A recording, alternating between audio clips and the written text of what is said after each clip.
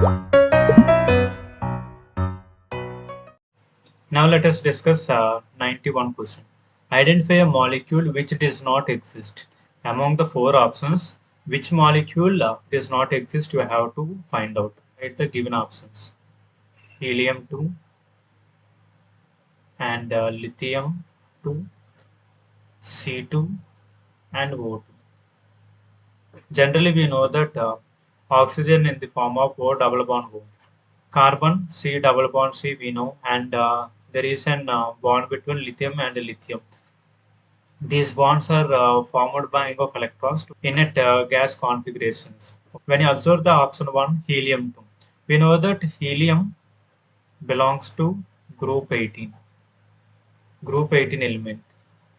This means these are inert gas configuration or noble gases.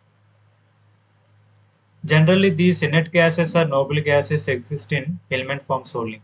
That means helium, neon, argon, krypton, and xenon.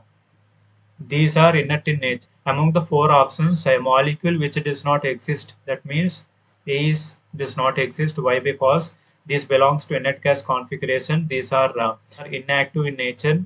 That's why our answer is helium-2 is our answer.